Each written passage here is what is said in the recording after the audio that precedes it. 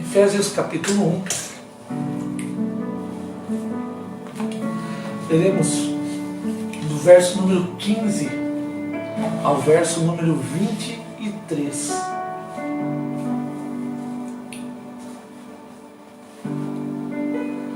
Diz assim a palavra do Senhor: por isso também eu, tendo ouvido a fé que há entre vós do Senhor Jesus e o amor para com todos os santos, não cesso de dar graça por vós, fazendo menção de vós das minhas orações, para que o Deus de nosso Senhor Jesus Cristo, o Pai da glória, vos conceda espírito de sabedoria e de revelação no pleno conhecimento dele, iluminados os olhos do vosso coração, para saberdes qual é a esperança do seu chamamento, qual a riqueza da glória da sua herança nos santos, e qual a suprema grandeza do seu poder para com os que cremos, segundo a eficácia da força do seu poder.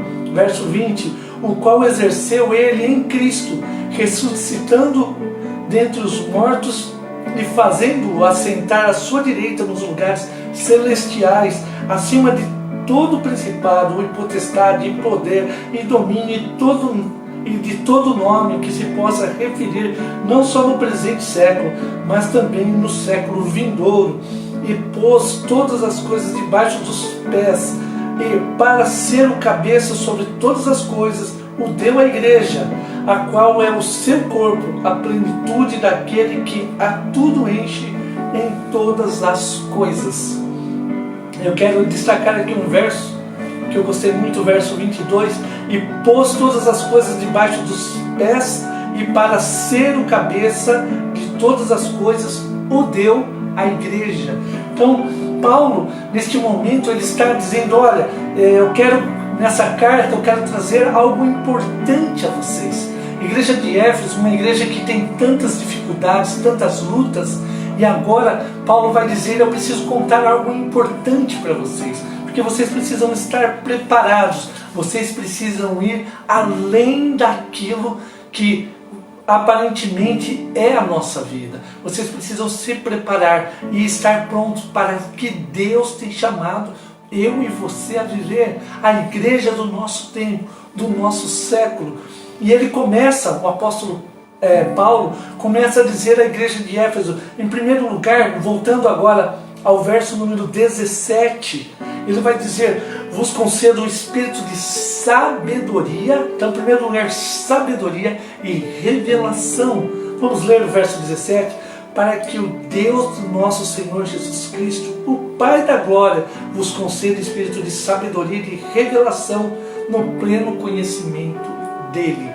Quando nós pensamos em sabedoria, sabedoria é algo muito interessante, porque nós passamos grande parte da nossa vida indo para a escola, aprendendo. Então, desde cedo nós estamos aprendendo, buscando saber, buscando conhecer. Mas quando Paulo ele está falando sobre essa sabedoria, ele está dizendo que vai além dos nossos estudos, vai além da maturidade da experiência da vida, porque à medida que nós vamos ficando mais experientes, nós também vamos adquirindo mais sabedoria. Mas ele está dizendo: vamos além dessa sabedoria. Nós temos, por exemplo, Salomão. Salomão foi o homem mais sábio, e mesmo Salomão, quando ele, na sua sabedoria, ele ainda não pôde alcançar a sabedoria do nosso Deus. Por quê? O que Paulo está dizendo que nós precisamos é dessa sabedoria que vem do alto, a sabedoria que vem de Deus. E por isso ele inicia dizendo que Deus vos conceda o espírito de sabedoria. Aqui observa, de manhã eu falei muito sobre isso, sobre a palavra espírito em maiúsculo. Agora observa que a palavra espírito de sabedoria é um espírito em minúsculo, porque ele não está dizendo que o Espírito Santo nesse momento está descendo sobre você, mas na verdade o seu próprio fazer, o seu próprio intelecto seja agora acrescido na sabedoria também que vem do Senhor, porque ele vai continuar dizendo: e da revelação. Agora sim, quando ele fala sobre a revelação, ele está dizendo, se no primeiro momento da sabedoria nós crescemos a nossa inteligência, mas também crescemos na revelação que vem do alto. Quando nós juntamos esta sabedoria com a revelação, nós compreendemos agora a ação completa do Espírito Santo do Senhor.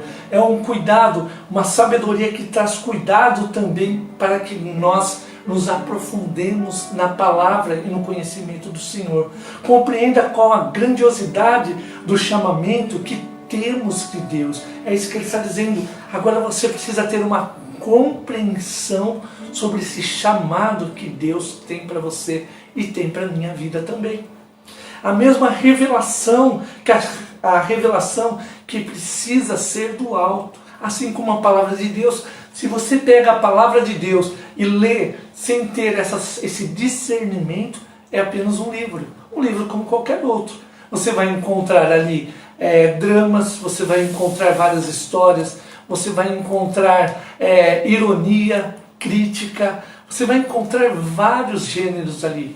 Mas quando há uma revelação, a revelação do alto, agora algo extraordinário acontece, porque o Espírito Santo entra na história e agora começa a nos mostrar as riquezas de Deus.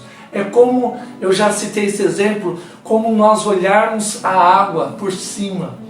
Quando você olha, você vê aquele espelho d'água. Hoje à tarde, quando eu estava hoje passando os vídeos, e eu gosto muito de ver vídeos assim, sobre coisas variadas, e havia um drone que subiu e um rapaz estava no mar, no meio do mar, uma lancha, e o rapaz nadando logo pertinho, e por baixo dele tinha uma baleia que acompanhou até a lancha ir embora, aquela baleia, e eles não perceberam a baleia. Sabe por quê? Eles olhavam somente a superfície. Na superfície estava tudo certo, tudo em ordem, mas por baixo d'água havia uma riqueza, uma baleia que estava ali, assim, algo que foi muito lindo. E eu fiquei pensando sobre essa profundidade, porque a posição que o drone subiu e nos mostrou do alto, Deus está dizendo, eu quero te mostrar lá embaixo, mergulha em mim, que eu quero te revelar na sua sabedoria, fazer ela crescer, porque a revelação de Deus agora nos faz crescer no conhecimento pleno de quem é o Senhor. Olha só, se você pegar a revelação do conhecimento dele quem? De Jesus, do nosso Salvador, do nosso Senhor. Por isso ele fala que esse buscar crescer e buscar essa sabedoria também nos faz chegarmos a Deus. Lembra de Tiago capítulo 1, do verso 5 em diante? Ele vai falar também, se alguém quer essa sabedoria do alto, peça a Deus, que Deus dá deliberadamente. Mas essa sabedoria, muitas vezes as pessoas estão usando errado. Elas usam para se autopromover. Eu digo, Deus, eu quero ter a sabedoria do Senhor para que eu tenha sucesso, angarie bens e fique farto. E Deus está dizendo, você não compreendeu o que eu estou falando com você. É a mesma coisa que Paulo, ele está dizendo à igreja de Éfeso, está dizendo, vocês precisam crescer não nos bens materiais, os bens materiais virão com o tempo, mas vocês precisam crescer no conhecimento do Senhor, porque a nossa vida, aquela vai findar, mas e depois? E é esse depois que Paulo está dizendo, cresçam nesse conhecimento, saiba quem é o seu Deus e para onde Ele está levando a sua vida. Segundo lugar, Paulo agora vai dizer o seguinte, se no primeiro momento ele vos conceda essa sabedoria e a revelação, agora está dizendo que vocês sejam também iluminados. Sejam iluminados. Olha o verso 18. Iluminados os olhos do vosso coração para saberdes qual a esperança do seu chamamento, qual a riqueza da glória da sua herança nos santos. Se num primeiro momento, agora ele está dizendo sobre essa revelação, também ele fala sobre uma iluminação. Quando nós estamos num ambiente escuro, por exemplo, às vezes eu estou num ambiente e eu quero ler, mas eu não consigo ler, mas eu acendo uma luz, aí tudo fica nítido para mim. Se você pensar, as coisas não mudaram de lugar porque eu acendi a luz, mas eu consigo ver nitidamente. E ser iluminado, ou iluminar o nosso coração, que ele está dizendo, até dá para abrir um parênteses aqui. Porque no Antigo Testamento, por exemplo, olhos do coração, achar a mente, o coração, sempre era uma forma de dizer que o nosso entendimento estava sendo aberto. Então olhar, por exemplo, quando ele fala sobre olhar para o nosso coração, e o nosso coração, os olhos do coração, o coração não enxerga, mas aquilo que está dentro de nós precisa fazer a diferença, precisa fazer realmente a diferença. E o coração, ele está ligado às nossas emoções, às nossas vontades. E quando Jesus fala sobre o coração, ele também, convido você a abrir lá em Mateus capítulo 5, Mateus capítulo 5, o verso número 8.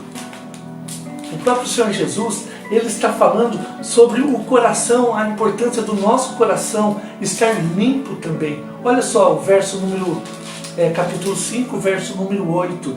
Bem-aventurados os limpos de coração, porque o coração representa onde há sentimento, onde nós limpamos. Hoje temos uma compreensão mais voltada para a nossa mente, mas onde a nossa mente está limpa e conectada com a vontade do próprio Deus. E Jesus aqui em Mateus 5, ele vai falar: felizes, bem-aventurados. Bem-aventurado quem? Os limpos de coração. E ele agora traz uma promessa: porque verão a Deus. Verão a Deus aqueles que são limpos de coração. O apóstolo Paulo, se você quiser abrir também Romanos capítulo 10, Romanos capítulo 10, o verso número 10 também. Olha só: porque com o coração se crê para a justiça e com a boca se confessa a respeito da salvação. Então, porque com o coração se crê para a justiça. Então, o coração crê? Não, essa forma metafórica de dizer que no nosso intelecto, nossa carga de sentimento, agora há uma diferença. Nós cremos que nós buscamos essa face de Deus para a honra e glória dele. E ser iluminado significa a revelação do Espírito Santo sobre o ser humano e compreender as verdades eternas as quais o Senhor está dizendo. Por isso ele fala: serão iluminados o vosso coração, para saberdes qual a esperança.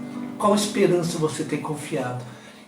Sua mente, ela precisa ser iluminada pelo Senhor, para que você tenha essa certeza da glória e da sua herança nos santos. Então eu tenho uma herança, essa herança está na vida eterna, na eternidade. Por isso que no primeiro momento Paulo fala sobre a sabedoria da revelação e ser iluminado. E no último momento, agora ele vai dizer: se nós temos a sabedoria, essa revelação, somos iluminados para caminharmos, agora nós precisamos nos mover e ir além. Ir além. Verso número 19. E qual a suprema grandeza do poder para os que cremos, segundo a eficácia da força do seu poder. Quando nós falamos sobre essa suprema, o que é essa suprema que ele está falando?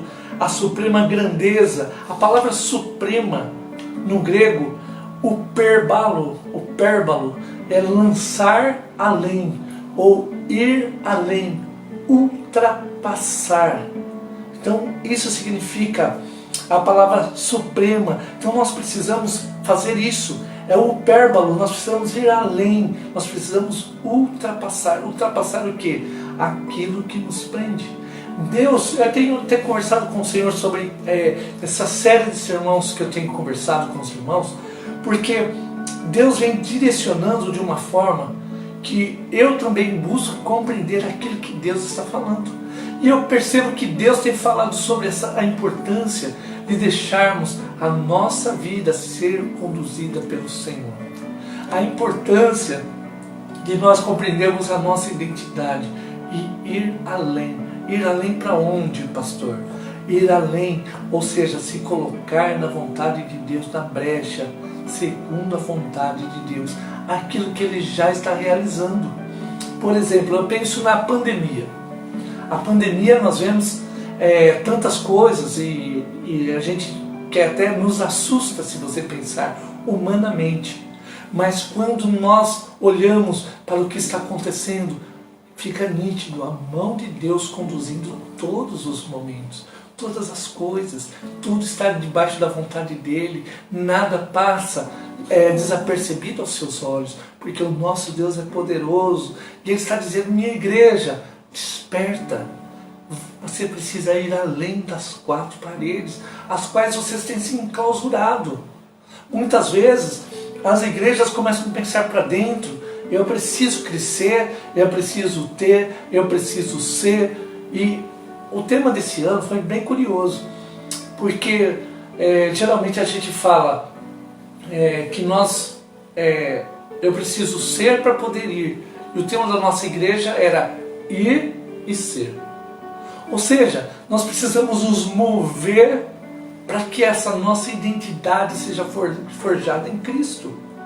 Observa, se Jesus, por exemplo, Jesus, ele foi assunto ao céu, mas antes ele passou um período de 40 dias com os discípulos. E esse período no qual ele passou com os discípulos, ele estava dizendo aos discípulos: ei, vocês já viveram comigo esse tempo meu ministerial na terra, agora vocês precisam assumir a postura de vocês. Pedro, por exemplo, Jesus foi tratar diretamente com Pedro: Pedro, tu me amas, Pedro?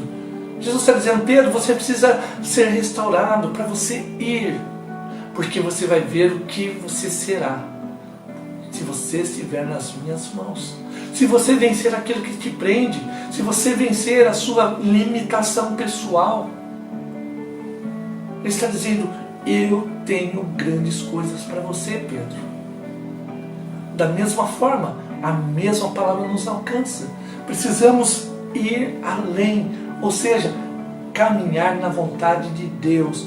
Onde eu vou, assim como Abraão, que caminhou debaixo da vontade do Senhor, para a terra que Deus ia mostrar. Onde era a terra? Abraão não sabia, até chegar lá. E assim também Deus tem chamado a sua igreja a se mover, a buscar viver a sabedoria, a santidade, a revelação da palavra, para que ela possa estar preparada com as suas mentes iluminadas, para que ela possa compreender aquilo que Deus está chamando ela a viver. Se nós caminhamos como igreja sem o discernimento da palavra, caminhamos como aquele que caminha no escuro, pode bater a cabeça, pode tropeçar, pode cair, mas quando nós caminhamos com a luz, agora nós temos a compreensão nítida de onde Deus está nos levando. E é esse mesmo dínamo, ou esse poder de Deus, que também nos conduz e nos leva, nos dá habilidade, nos dá energia, nos dá autoridade. Palavras que têm sido perdida pela igreja. Poder para quê? Para caminhar na autoridade do Senhor. Ah, mas isso é pentecostal? Não é. Isso é Bíblia. Isso é a palavra de Deus sendo revelada sobre a minha vida e sobre a sua vida. Precisamos buscar crescer nesse poder, nessa autoridade do Senhor, crendo que Deus é quem vai realizar a obra na nossa frente. Ir além na minha força? Não. Ir além na força do Espírito Santo de Deus, onde o próprio Espírito Santo nos conduz, assim como conduziu o Senhor Jesus. Ele também nos conduz muitas vezes ao deserto para sermos preparados, para sermos qualificados, restaurados, para podermos caminhar na liberdade da palavra do Senhor. Ir além também para exaltar a Cristo, o qual se colocou acima das nossas vidas. Por isso ele vai continuar dizendo, o qual exerceu ele em Cristo, ressuscitando dentre os mortos e fazendo assentar-se à direita dos lugares celestiais. Agora vai trazer a exaltação de Cristo, porque a nossa vida precisa exaltar ao Senhor Jesus, acima de todo principado, toda potestade, o poder, ao poder de novo, o domínio e todo nome que se possa referir não só no presente século, mas também no vindouro, porque no nome do Senhor Jesus há autoridade, há poder, há transformação. Que Deus abençoe a sua vida.